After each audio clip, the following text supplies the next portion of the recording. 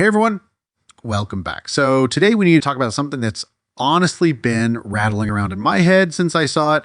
It's one of those moments where you hear someone say something and it's just so blatant, so in your face that you can't believe it's not causing a bigger stir. And of course, I'm talking about Donald Trump's recent comments on Wall Street. Here's what happened. Trump was at an event.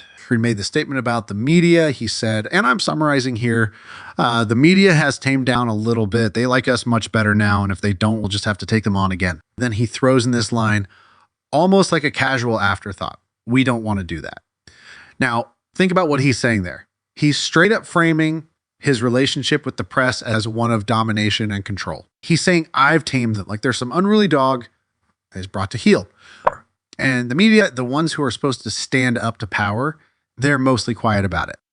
But before we get into the details, hit the subscribe button, like this video, and leave your thoughts in the comments. Thank you for your support. Here's what bugs me about this. Trump isn't being subtle.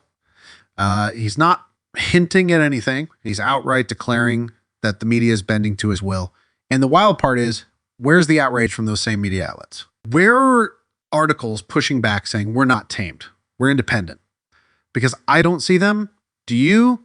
It's almost like he's dared them to prove him wrong, and they've decided to just, and maybe that's because deep down, they know he's right.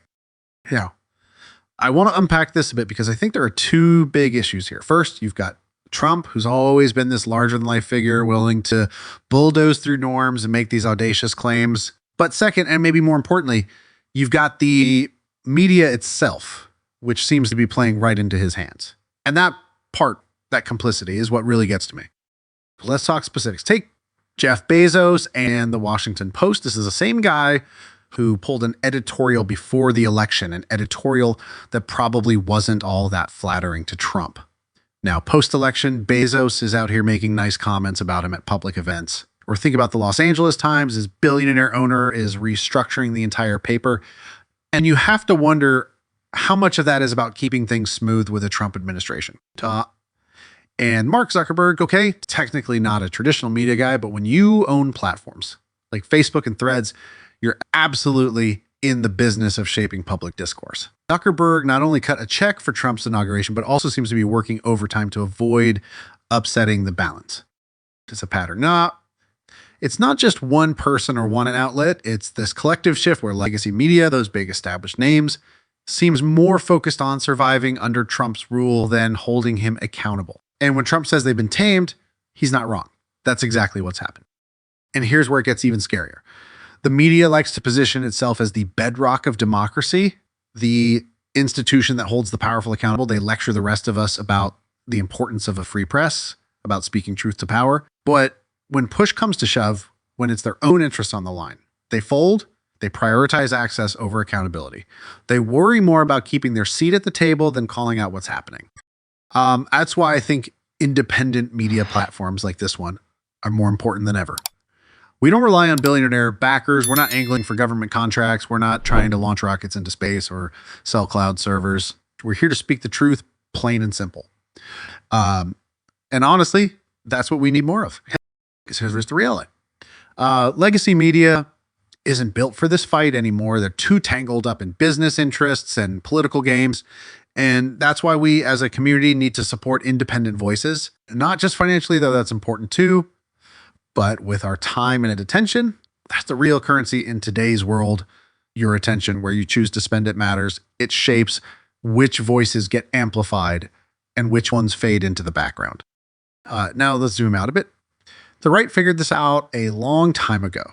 They built this whole ecosystem of outlets, Fox News, Owen, Breitbart, Daily Wire, that delivers their message exactly as intended. Framed out. And it's no dilution, just straight to the audience. Meanwhile, the left is still handing their messages to places like the New York Times or the Washington Post, hoping for the best. But here's the thing. Those outlets aren't aligned with the movement. They're not built to be. Sure, some of their reporters might lean left personally, but the institutions themselves, they're not on anyone's team. They're playing their own game. If progressives want to level the playing field, we've got to stop pretending that legacy outlets are going to do the heavy lifting for us. We need to build and support independent media that shares our values, media that can deliver messages without watering them down or compromising for the sake of access or ad dollars. Rand, here's the kicker.